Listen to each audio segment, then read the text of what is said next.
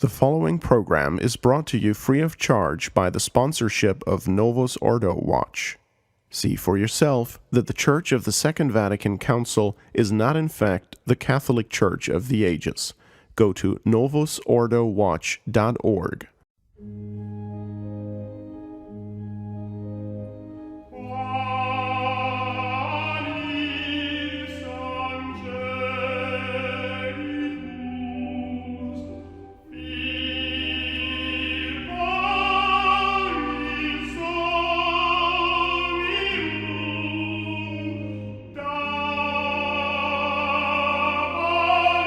Welcome, ladies and gentlemen, to Work with Human Hands and the Restoration Radio Network. I'm your host, Stephen Heiner, and on this episode, I am joined by none other than Father Anthony Cekada, Associate Pastor at St. Gertrude the Great Catholic Church in Westchester, Ohio. Father, as they say, whenever we hear the organs, we know that it's going to be a show with you, and we're happy to have you back.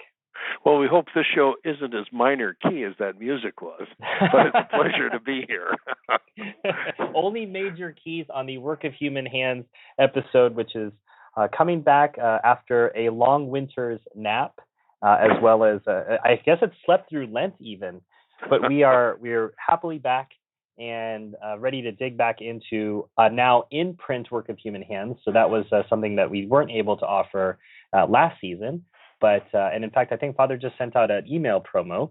So if you want a copy of the book so you can follow along, if you were crying that you weren't able to follow along last year, sggresources.org is where you can go to grab a book. And we're going to be going over chapter 9 today, the title of which is Revised Orations, New Values and New Perspectives. We want to remind just point out to the listeners before we begin that we are still selling Work of Human Hands for $24.95, and this is a considerable savings over Amazon, which is selling it beginning at $42 and going all the way up to I think $1,199. If you want to buy a copy from me for that latter amount, we'd be happy to sell it to you.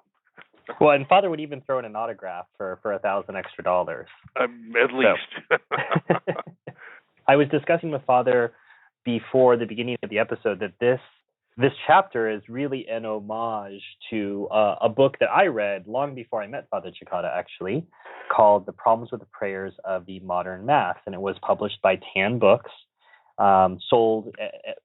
They didn't keep Father completely up to date on the numbers sold, but we know at least 20,000 copies sold.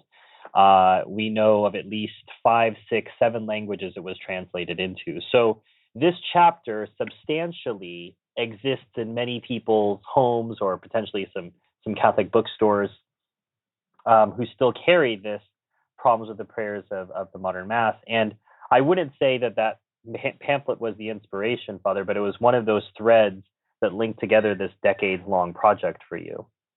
Yes, it was. And I had at first envisioned the what you'll see as chapter 9 as a chapter of Work of Human Hands. But as my workload in the 1980s increased, I had to put off the project of completing Work of Human Hands, and I figured that it might be a worthwhile idea to publish just one chapter of it, which is what I ended up doing in effect with 10 books in 1991. So this is this was intended all the time to be part of Work of Human Hands. It's just that it took a little longer to produce the book than I had initially anticipated, about 20 years longer. Well, so people should be heartened that book projects aren't supposed to be finished, in 1 year or shorter. Yes, that's but right. To persevere if it's going to take 20. Yeah. Now, it's interesting. As I was rereading that, and it's I've read the book a couple times now, but it's been a while since I have dug back in. And in prepping for the episode, obviously, I needed to reread the chapter. And I was struck by the spirit that I was reminded of when I was reading the new prayers combined with the old prayers. I want to remind our listeners, if you have the book, Father has them side by side. Often, the left side has a lot more text than the right side because the right side dumped a bunch of stuff.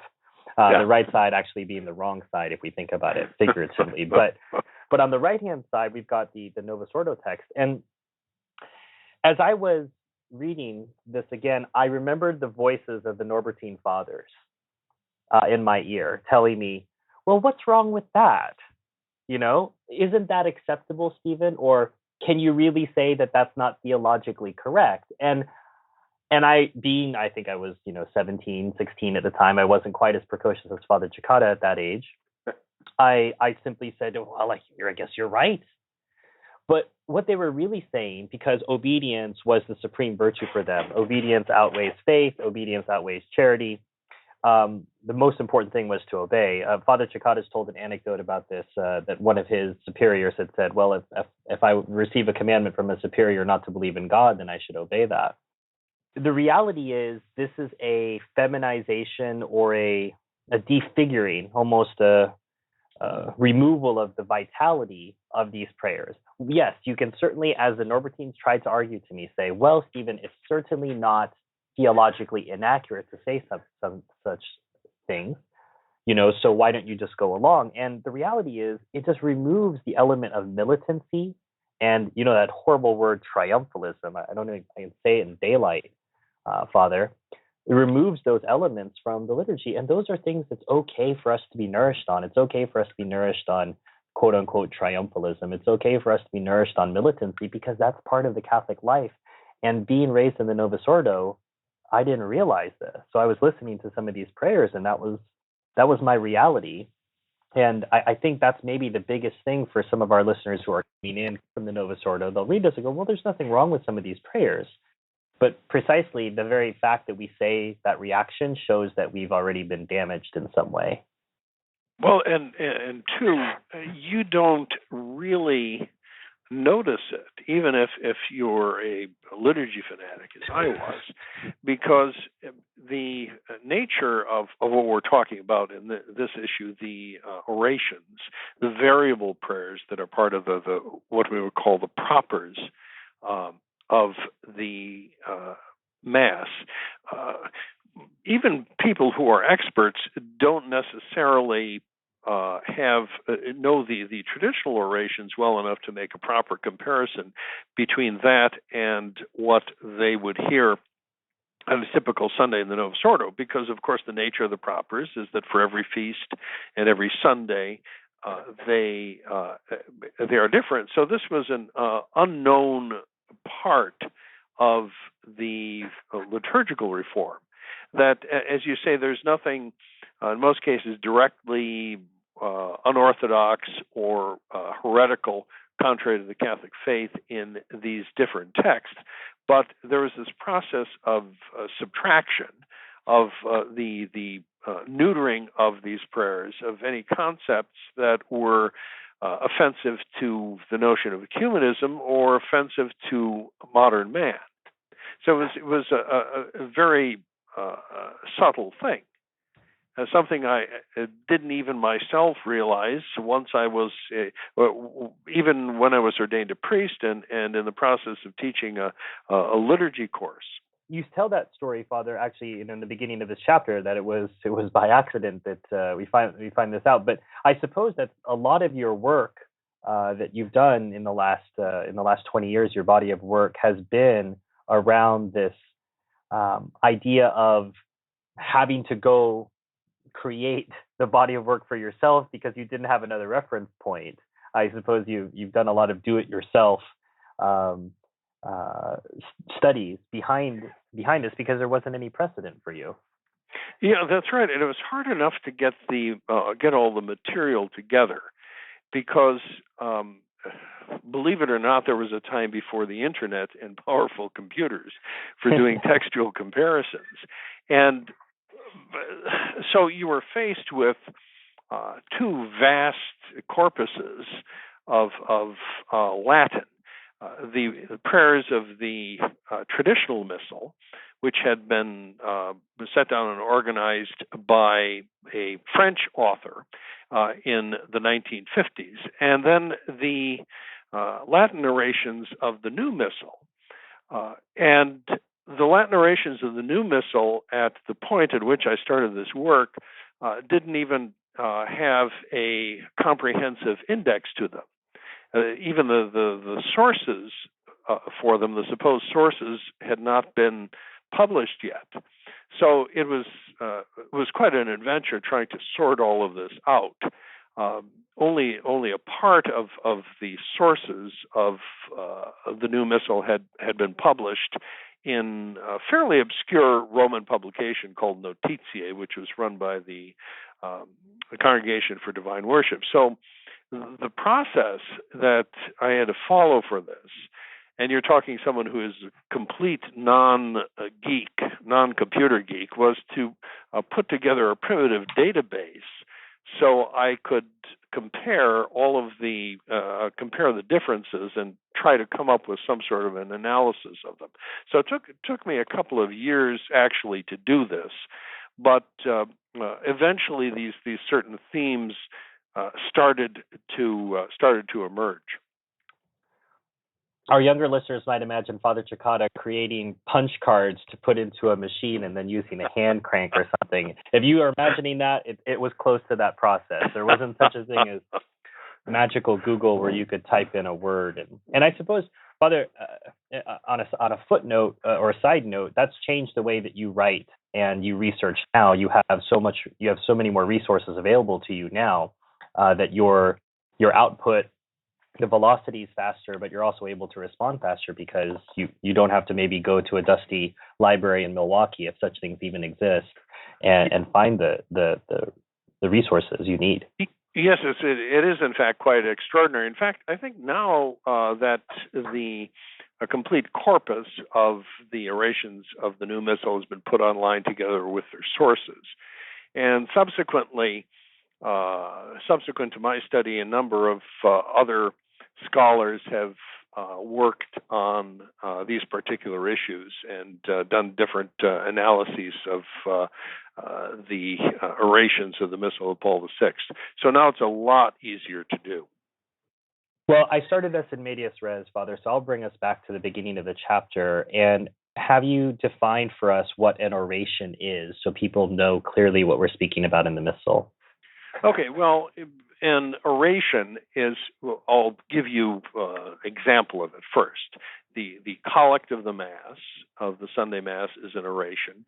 The secret prayer of the Sunday Mass and the Novus Ordo, the prayer over the gifts, is an oration. The post-communion prayer in both Masses is referred to as an oration.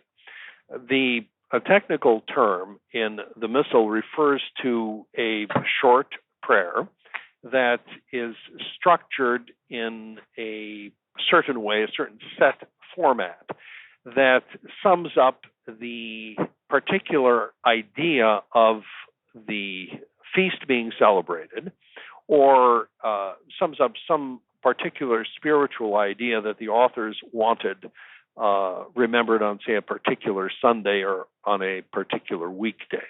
So they all follow a fairly standard format with an address of God, attributing something to Almighty God, the phrase something like "we beseech you," and then the actual petition itself. So they are very short, very succinct prayers. And the total number of them in the traditional Missal, the total number of texts, because some are repeated, of course, is something around 1,100. In the new Missal, the number of texts is approximately 1,400. Well, that's a lot of stuff that you need to get rid of or destroy. And if you're the revisers, you got to get started on it right away. And I suppose I was struck by, and I have to imagine our listeners at this point are familiar with the entire ethos and spirit behind the changes. But I do think a couple of shocking quotes do need to be read. One is from a gentleman named, Father names all, this book, I love that it names names, but Father names everybody who was involved in the revision process in contrast to the people who wrote the original post-communions or secrets or collects, that those have been lost over centuries, millennia. We don't really know who wrote those. I mean, they were beautiful. You don't need any special degrees to write such things. But they were then looked at as ancient and old and needed to be revised. And there was a Father Auger who said that in this reform, both text and rites should be so drawn up that they express more clearly the holy things they signify. And we've seen this across a lot of different shows on our network, Father, where they say one thing and mean exactly the opposite. Or they use this cover of a holy intention when the reality is anything but. Yes, indeed, that's how it works. That they speak the language of, let us say, making it a more holy, or returning to the original sources, the pristine norms of the fathers of the Church. In other words, the patristic era, and still making an accommodation somehow for the mentality of modern man. So this is the cover language that you find in the writings of most of the so-called reformers. They use these two principles, return to ancient tradition and accommodation to the modern mentality, which end up being contradictory principles, as the engine that drives the changes that they introduce. You mentioned Father Matthias Auger, by the way, and he was still alive when Work of Human Hands appeared, and he had a blog in Italian which discussed liturgical matters, and he was not exactly content with the content of my book. So the first review I got of the book was rather negative from Father Auger, who said that it was slanderous, et cetera, et cetera. But in fact, I had quoted Father Auger quite accurately. So, well, I'm sure that no one is shocked that Italians would be quite demonstrative or emotional about a particular text. But one can almost see the hands waving. So. Yes, indeed. Well, again, using the cover of language, we heard aggiornamento for the council, and you note two phrases that Bugnini uses, qualche ritocchi and arricchimento, touching up and enrichment. Again, touching up. You think of restoring a piece of art, and maybe just, there's some glazing that needs to be removed or some paint that needs to be retouched. You think, okay, touching up, what does that mean? And again, this is a code for completely destroying everything. Yeah, yes, it's a code. It's sort of like the Bugnini Chainsaw Massacre. When he says touching up, that's what he means. And then as far as enrichment, they still use that in your liturgists who advocate additional changes in the rites of the Novus Ordo. They always talk about enrichment, and enrichment, in fact, means the opposite. It's impoverishing the liturgy of anything traditional. So it's really a very special Alice in Wonderland type of language. Well, and you're speaking of impoverishment, Father, but I suppose in some ways that makes sense. In a way, they're being intellectually consistent because of where they wanted to go with this. You cite Braga, who's Bugnini's assistant, Carlo Braga, and his quote is, "This revision is called for in light of the new view of human values, considered in relation to and as a way to supernatural good. The Council clearly proposes this new view, and it was kept in mind when the temporal cycle was revised." So they're bringing the liturgy down to our level, and we have an impoverished view. Modern, when I say we, I mean modern man. And so, in a way, they're just being consistent with their principles. And is that fair to say, Father? Oh yes, and now the interesting thing is the quote from Father Braga was not written in, let's say, a popular publication, something for widespread distribution. It was written in a magazine, a scholarly journal called Ephemeridés Liturgicae, which means liturgical news, basically, of which Bugnini was one of the editors. And he outlines there very clearly what the principles of the reform and the directions of the reform are going to be for the scholars who read obscure magazines like this. For the rest of the people in the vast majority of Catholics throughout the world, nothing about this really is said. And if anyone objects, you're told that, well, it's just that the teaching after the Reform is just, in terms of the liturgy, is basically the same as it was before. There are no really substantial changes. So that's for the idiots. Most people being considered idiots, but for the people who are on the inside, creating the new liturgy, this is the message that we are making this accommodation with the world. The other thing that he says, and this appears in other writers as well, he says it's an entirely new foundation of Eucharistic theology is at work here. And I mean, that is fairly that's a fairly shocking and fairly radical statement. How can you say that the Reform is consistent if you're saying that we need an entirely new foundation of Eucharistic theology in the Mass, and that's what we're putting into effect? This gets us right into a theme that we've seen over and over. If you've got this new theology, one of the major cornerstones is elimination of something that you see as a problem. We've seen this in Francis Watch, this idea of negative theology. You have to get rid of this negative theology. And we go back to Father Auger, a big fan of Father's work.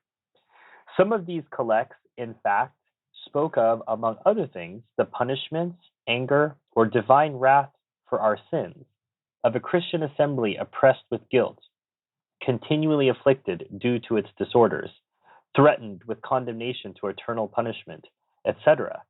Well, I mean, he says that these are ideas that are of little relevance to the mentality of modern man. So that is the shift, one of the essential shifts that's going on here. So you have the notion of Vatican II is to embrace and to accommodate the false values of the world. So this naturally has to be reflected in the liturgy, and the modern man has no interest in these negative ideas. Now, the whole idea of negative theology was something that is was a little bit elusive when these changes were being introduced. That no one said, I heard no one say that, okay, now we are going to eliminate negative theology from the liturgy. But you had a sense that there was now something that was missing in the new way of worship, and you couldn't quite put your finger on it. You couldn't put your finger exactly on what it was. It was easier when it came to the new order of the Mass to say, well, it undercuts the idea of transubstantiation, the real presence, and so on. But as far as the idea of these negative ideas disappearing, since most people did not have an overall grasp of the content of the propers of the new Mass, well, or of the old Mass, they had no basis for comparison. But still, there was that feeling that something is gone, and this is one of the principal things that has disappeared from the Missal in an attempt to implement the Vatican theology of accommodation to the world. Well, and we've been teasing it up to this point, Father, about these changes. So I think it's a good time for us to jump right in and talk about some of the Sunday orations that you have listed for us in this chapter. And as I said, Father has the traditional text and then the new revised text, the touched up, spiritually enriched text, now with fewer calories or whatever they want to say that the label says.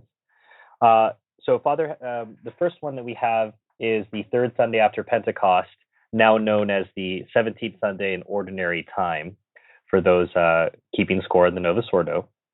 The old text reads, "We may so pass through the good things of time that we may not lose the good things of eternity." So the first part of the prayer is the same. It says, we may so pass through the good things of time that we may not lose the good things of eternity. The new text reads, we may now so use transient things that we may cling to those things which endure. And again, I as I led with the show, Father, the Norbertines are next to me saying, well, Stephen, there's nothing wrong with that. You're clinging to the things that endure. That's talking about eternity. But you point out the very subtle thing that's been changed. And what disappears is the idea that there is an opposition between the values of the world and the values of the Christian. And then there's also the idea of losing the good things of eternity. In other words, damnation. That's an idea that modern man does not want to hear about. And so the authors of the New Collects accommodate him. So it's the whole idea is blunted. It's blunted out of this worship for the world. Well, and two, in the Latin we lose. They use the same. There's a poetic link because they've got good things of time versus good things of eternity, and those match in case and gender and number. So that there's a beauty, and obviously for you as the priest saying it flows off your lips easier. I'm not certain that it works that way in the Latin version of the Novus Ordo. No, it's even though they got a couple of Latins to try, a lot of it comes off rather clumsy because they're using non-standard language, non-standard concepts in Latin. And again, that's just one of those little details that we're going to miss because either we're not listening to Father say those words, or if we're reading it in the Latin, you're not necessarily keeping track of the distance. But all of these gestures, every little part of the Mass matters. And if you want to consign it and say, well, those are just externals and that doesn't matter, and Father's getting hung up on the small stuff, we've got more evidence for you. Here's another one. This is from the second Sunday after Easter. And again, the first part of the prayer is the same, but then it goes on to say that whereas thou hast saved them from the perils of everlasting death, thou mayest bring them to possess eternal joys. That's the traditional text. The new text says that whereas thou hast saved them from the slavery of sin, thou mayest bring them to possess eternal joys. And again, slavery of sin is substituted for everlasting death.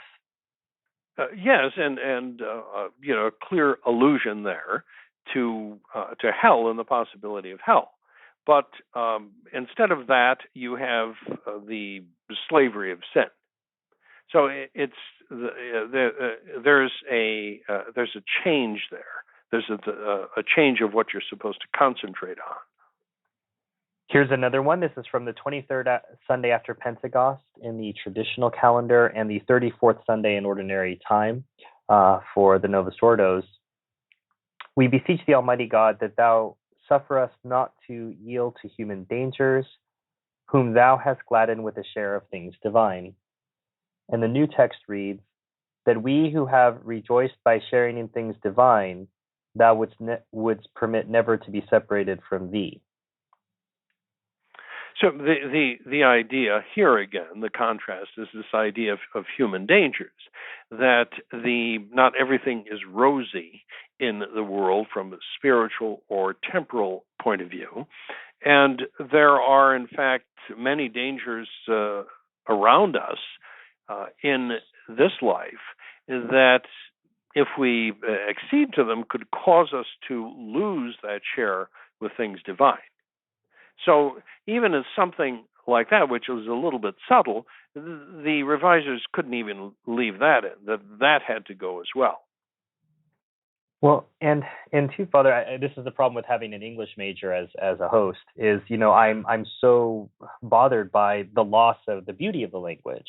Even, again, and this is in the English, this isn't even in the original Latin, but that contrast between yield to human dangers with a share of things divine, that counterpoint, they can't even, it's a clumsy revision. It's not just clumsy in its concepts, but it's not even beautiful in the way that they're expressing it. They have to make it ugly in every way, ugly theologically and ugly in prose. And that is indeed the case. That's exactly what happens. So by touching up, they mean mess up the canvas entirely. Yes, it's get out the chainsaw. So you go on to talk about the Lenten orations, and we don't have examples in the text, but what's the spirit of the changes of the Lenten orations as opposed to some of the Sunday ones we just cited? Well, if you're attentive to the Lenten orations on Sundays and on the weekdays, you have this the recurring idea of the note of Lent is spiritual note of Lent is fasting and mortification. That we are this is to be a truly penitential season, and so this theme occurs time and time again. But since Paul VI abolished the traditional Lenten discipline, it makes no sense anymore to talk about abstinence or fasting or anything like that. So these ideas had to go. Another interesting consideration is, of course, that these are all very ancient prayers. And once again, we find the contradiction between the modernists' professed principle that we're restoring things to the pristine norms of the Church Fathers and what they actually did. Because the Fathers regarded the Lent and the penance as a time of fasting and of mortification, and in the post-Vatican II Church, they don't. So you had this whole note of Lent was changed. So if you had fasting or mortification, now in Lent they only talk about moderation and restraint and so on. So it's all of this was blunted. All of this was blunted, and they did it in the prayers for some of the prayers for Holy Week as well. The mention of Judas Iscariot, even the negative reference to him, disappeared. And then they had to revise everything about the Ash Wednesday blessings and orations because the whole nature of what followed had to be changed. Believe it or not, actually in I believe it's in an article by Bugnini, he said that Concilium actually considered abolishing Ash Wednesday, but it was so rooted in the devotion of the people that they really couldn't bring themselves to abolish it because of the practical considerations. So, what would Santa Sabina do on Ash Wednesday? I mean, there'd be a big riot. I really don't know. I mean, unless you were supposed to go off to the Italian equivalent of the steakhouse, Sabina's Steakhouse or something like that. So it's ridiculous, but you see the whole change of the character of Lent in what they did to these orations. Father goes on to point out some of the same changes among the collects of the saints, and I'll just cite three that we have in this chapter as well. The first is for the second Sunday of Advent. The phrase is, in the traditional text, to despise earthly things and to love heavenly things. And the new text reads, to consider wisely earthly things and cleave to heavenly things. I'm sure our listeners don't need to have it be explicated too much that despising earthly things isn't exactly the same thing as considering them wisely. Moving on to the collect for St. Peter Damian, that by a contempt of earthly things we may obtain everlasting joys. The new text says, putting nothing before Christ and always intent on the service of thy church. Man, that is so Novus Ordo, that text right there. I mean, it just screams Novus Ordo. And then for St. Cajetan, again, the text, desire only heavenly things, and the Novus Ordo version, eagerly seek thy kingdom. And so this theme in particular, the contempt for earthly things, which reflects the radical difference between the city of God and the city of man. This theme occurs constantly in the collects for the saints, in the traditional missal. And their ability to have a contempt for the things of the world and their willingness to separate themselves from the world is something in the collects that's presented as virtuous and as the ideal. All of that went from the new missal. And the reason it went is because of the theology of Vatican II, that it is the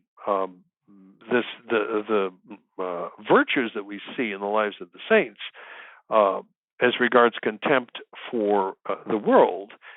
This is regarded as a vice by the Church of Vatican II, so it has to go.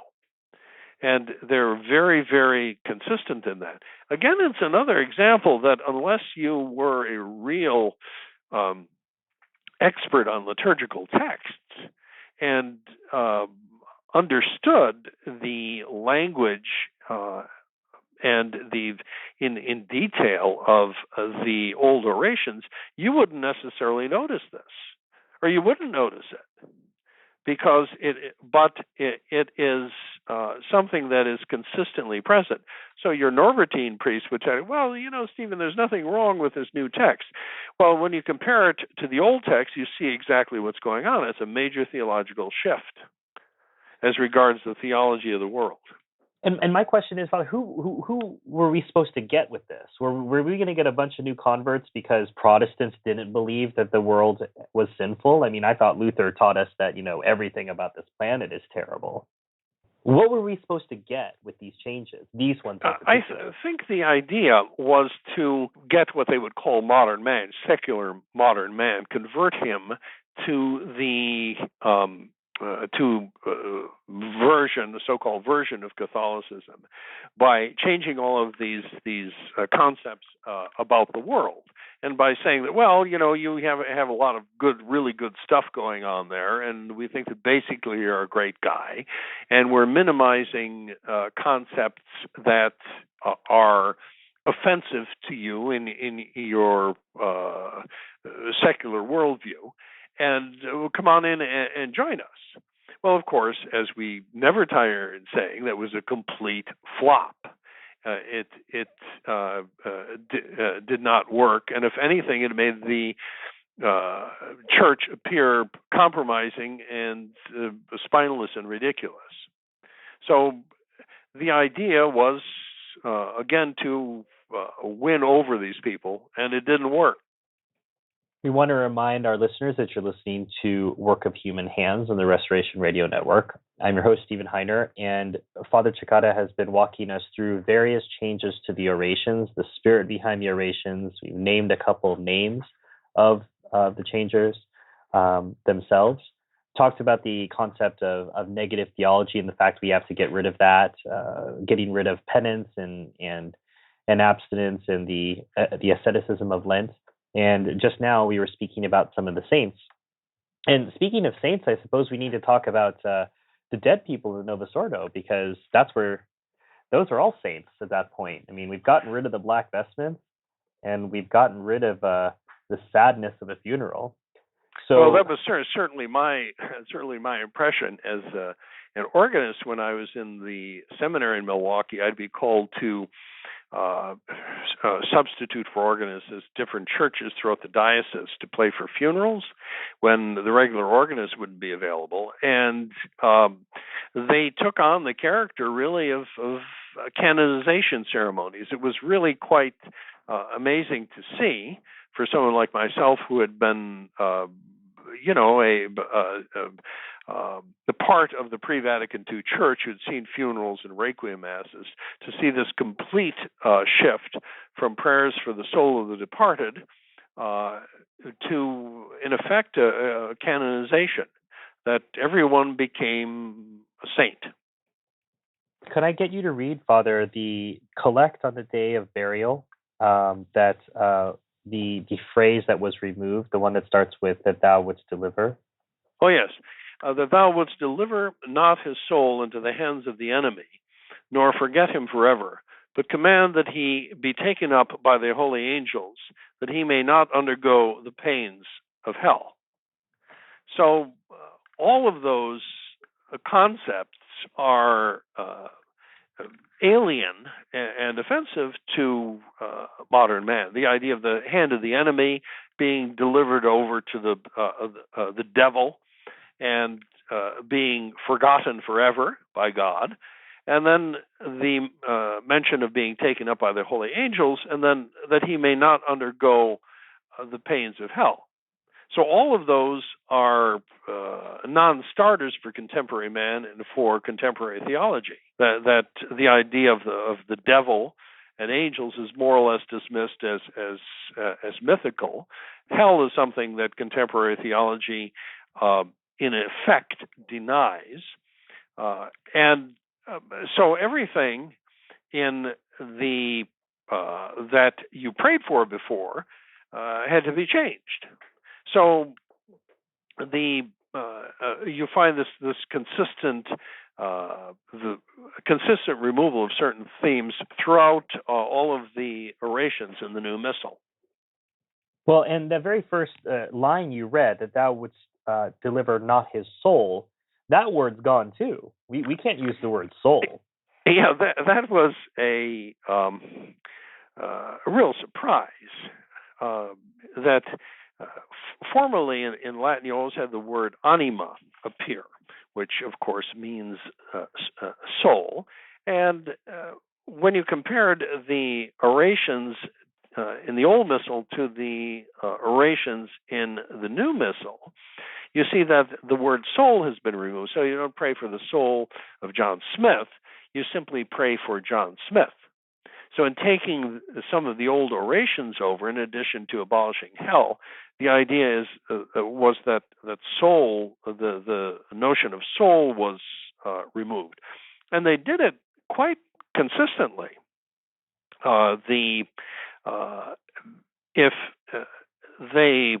If you compare the texts actually that were retained, the traditional texts that were retained in the New Missal, they dropped 11 of the traditional orations that employ the word soul.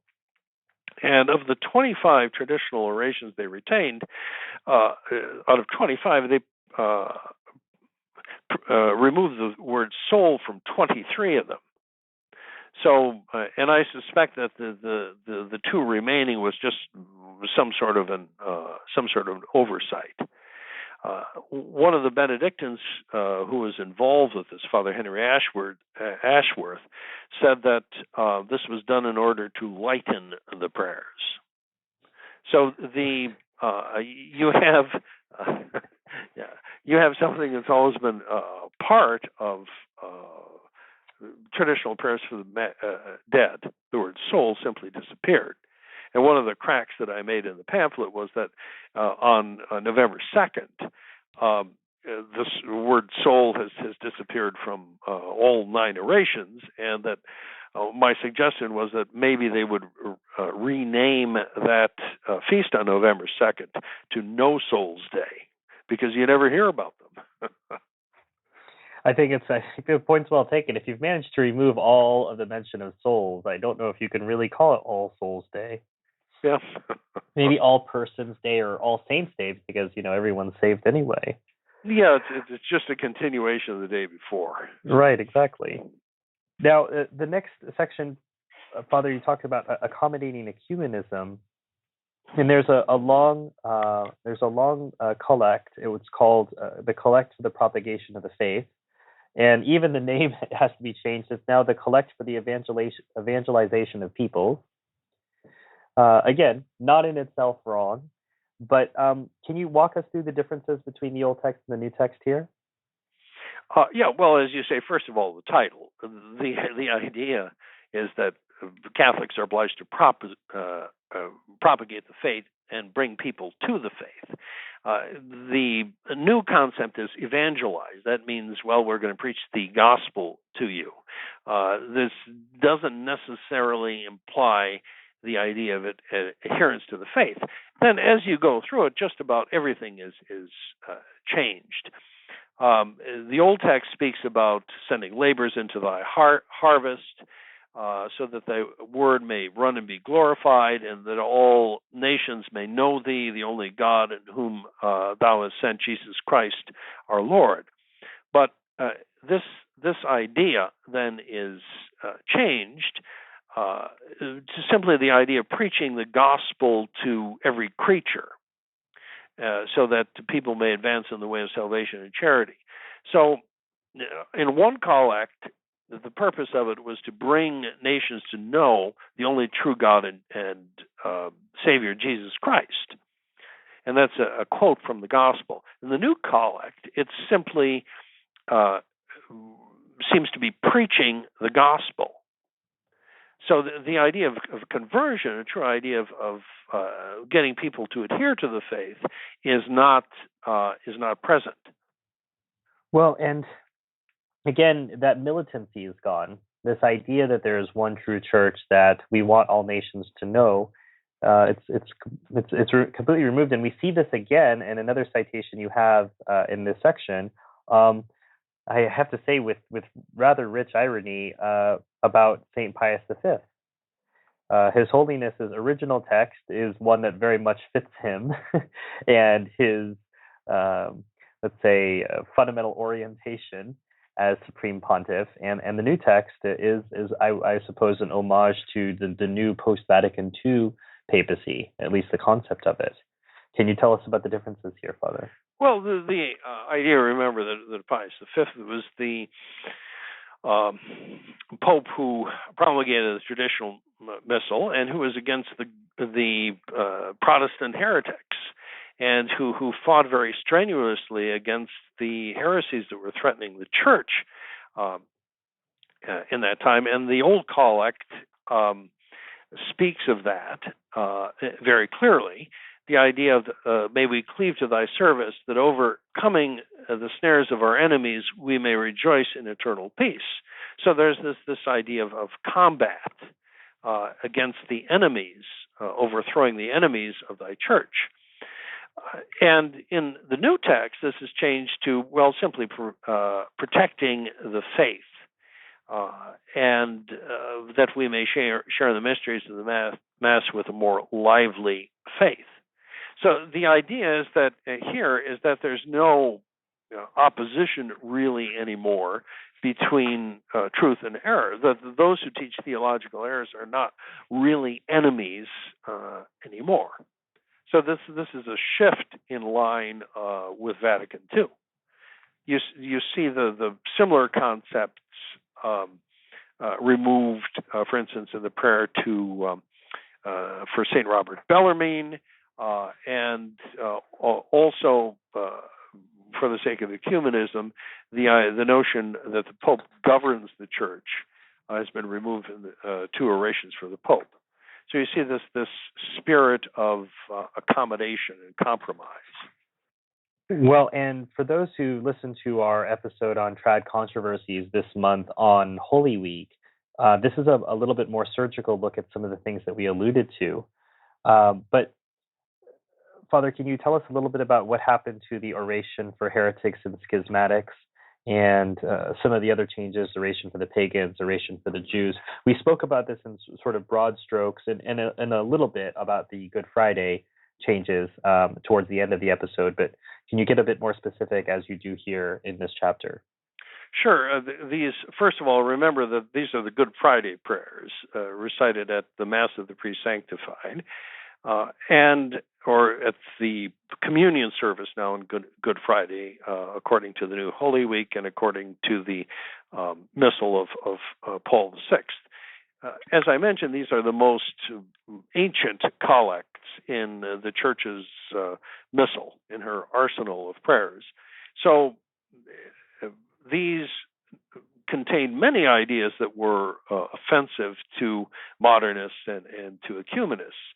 So the prayer for heretics and schismatics repudiates several fundamental presuppositions of the modernist theological system. First of all, it places the heretics and schismatics outside the Church.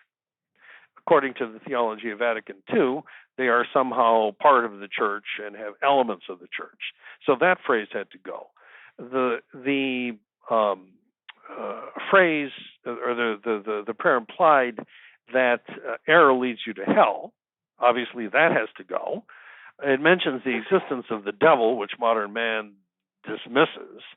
It characterizes heresy as something evil. And mentioning that, of course, is offensive to modern man and to modernist theologians, because it doesn't really matter what you believe. So all of that basically had to go. They came up with a prayer for the unity of Christians instead. So that's one element. The prayer for the Jews no longer speaks of their faithlessness or blindness or the veil over their hearts.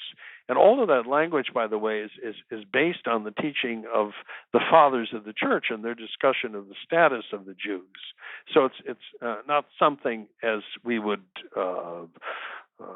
people would like to tell us, that originated in 1930s in Hitler's Germany. But this is all of this language is very, very ancient. So here, this prayer had to go, and the new prayer, of all things, asked God that the Jews increase in faithfulness to their covenant, which of course was superseded by the New Testament, and then come to the fullness of redemption, as if you can have partial redemption in the superseded old law. So the idea of conversion is gone, and so too in the oration for the pagans, this prayer no longer prays for the conversion either. So you have this reworking of very ancient prayers containing ancient theological concepts that were always taught and believed by the church, out of ecumenism and a desire to accommodate oneself to contemporary modernist theology and to modern secular values. Well, I suppose if you consider the covenant has been quote unquote never revoked, that these prayers fit right in. Of course. But we don't know anybody who believes those. No, we certainly don't. Not that wears white habits anyway. Yeah, that's right. Again, this is just an overview of Father's chapter. We always recommend, I know Justin has said this on previous episodes, you need to read the book. I think the video series will help. I think the reason that we have the radio show is because we think this helps. But this is to simply give you a sense and a taste of what Father is covering. But if you really want to know this, if you genuinely, if you're in the Novus Ordo yourself, or you have Novus Ordo friends, you need to know what you're talking about. And you're not going to know what you're talking about just because you listen to Father on a radio program or you watch one of Father's videos. That's going to give you a sense and a starting point. But you need to go in and read and look at some of the footnotes and check out some of the footnotes yourself, so that when you're talking with people, they take you seriously, that you've gone through and you've read and you've thought, you've prayed about these things. The last two things I want to touch on today, Father, before we close out our episode, are two things that also have to go by the wayside. Things like the merits of the saints and miracles. We don't believe in miracles anymore. Can you tell us what's gone by the wayside here? So this was actually one of the first things that I noticed in the prayer for St. Gertrude the Great, that the old prayer mentioned her merits, and the new prayer doesn't talk about her merits at all. So why in the world would they do that? You had about 200 orations out of 11 or 1,200 in the old missal that were from the proper of the saints, that talked about the merits of the saints. And in virtually every case, these were removed. The explanation, the only one I can figure out, is that this was done in the name of ecumenism, because the classical Protestantism believes human nature is so corrupt that it can't merit anything at all. And certainly a saint can't merit anything for you in their system. So the idea here is that merits go. The idea of merits go in the name of ecumenism. So that is one of the, is to my way of thinking, the explanation. And I cite collect after collect where these the merits simply disappear. Well, and if you put that concomitant with with Paul VI getting rid of a lot of indulgences, that makes sense, right? Because that's part of that treasury that we can avail ourselves of. Sure, exactly. And remember that one of Bugnini's first public statements in Osservatore Romano was that he wanted to remove from the Mass anything that could give offense to our separated brethren, in other words, the heretics. So you're using that horrible H word again, Father. Oh, awful, isn't it? Politically incorrect. So no more merits to the saints, no more miracles either. That's right. One of the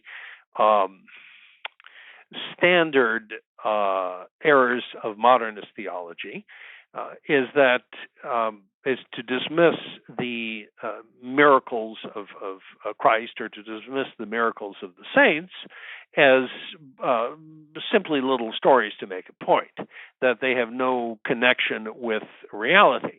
So in the different traditional orations to the saints that mention miracles or alluded to different miracles, these references were simply removed, simply pulled out or destroyed. So when it comes to the saints, these are gone. And then also when it comes to Blessed Mother, that her the Feast of Our Lady of the Lourdes no longer mentions her apparition, right? And so that seems to be something that is dismissed as well. But even two of the orations which recounted the miraculous events in the life of our Lord, those have been changed. So the Transfiguration no longer speaks of God's or alludes to God's voice speaking from the cloud, and the miracle of the raising of Lazarus was removed from the collect where it formerly appeared as well. So just about everything you could do there on the level of miracles in the supernatural order and phenomena is gone, because modern man doesn't believe in them, and the modernist theology rejects them as well. Well, Father, I think that's quite a bit, and as usual, I need to bring the episode to a close because we're up against our time. Today, we've been talking about orations with Father. This has been Chapter 9, subtitled New Values and New Perspectives, and the title is The Revised Orations. So Father's talked about the orations as regards negative theology, the Christian in the world, prayers for the dead, ecumenism, merits of the saints. We just finished up with miracles. Father has pointed out that not just the style of the orations, but their doctrinal content have been changed. I've also remarked that the beauty is gone as well, even the beauty of the prose.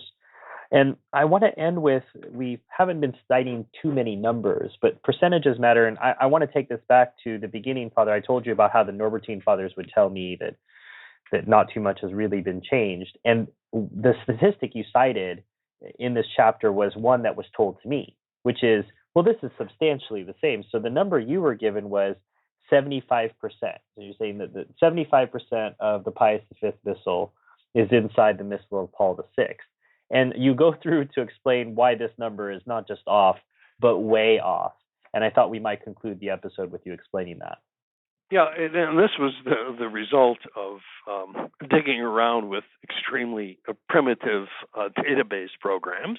But we did compare all the texts, and the traditional Missal contains 1,182 orations, and they were put together in a series of texts by a man named Brillant, the Orations of the Roman Missal, which was the standard reference work. Of those 760 orations, of those 1,182, 760 were dropped entirely. Then that left you with 36% of the traditional Missal in the new Missal. Of those, the revisers altered over half of them before putting them into the new missal. So thus, only 17% of the orations in the old missal made it unchanged into the new missal. So that's one thing to consider. Purely in the question of text, then even that percentage can be reduced when you realize that the 1182 orations were only individual texts in the traditional missal. It didn't take into account the many times they were repeated throughout the liturgical year. So as far as so-called hermeneutic of continuity between the old missal and the new missal, there really is none. That is a complete fraud, and people have been lied to about that for decades. I'm sorry, listeners. That's Father just being negative again, and he's just not gaining new perspectives so that he can understand better. This is why, Stephen, at the beginning of the show, we have organ music in a minor key. That if we had something a little more positive, some sort of a chorale prelude on, I don't know, Rudolph the Red-Nosed Reindeer, or Everything is Beautiful in Its Own Way, I think that would give sort of a different spirit to the proceedings. Well, thankfully, no one who plays the organ at St. Gertrude's knows how to play Rudolph the Red-Nosed Reindeer. So, at least we hope not. We hope not. Well, Father, as always, thank you. And we want to remind our listeners, you can find Work of Human Hands back in print at sggresources.org for significant savings off of Amazon's prices. But again, if you want to pay Amazon's prices and just send the money on to Father, Father will find a good use for them. We definitely can pledge to that. Father, as always, thanks so much for your time. Thank you very much. It's a pleasure talking with you. God bless you all. Thank you, Father. We want to remind you that if you have any questions for clarification on anything Father has talked about today in the chapter, or if you have any questions about anything that this discussion stirred up, please feel free to write an email to the show. Remember that all of these emails are confidential and they'll go right to Father. And they're humanhands@truerestoration.org. humanhands@truerestoration.org. All of us here at the Restoration Radio Network would ask that if you found this show to be informative, helpful, or in any way beneficial to you and to your faith, that you please consider sending a note of thanks to the clergy who help make our network worthwhile. Remember that above and beyond material contributions, the most important donation you can make to our work here is prayer. Please think of offering a Mass, a Rosary, or even a simple Ave for our work the next time that you pray. For the Restoration, I'm Stephen Heiner. May God bless you. This program was brought to you free of charge by the sponsorship of Novus Ordo Watch. See for yourself that the Church of the Second Vatican Council is not in fact the Catholic Church of the ages. Go to novusordowatch.org.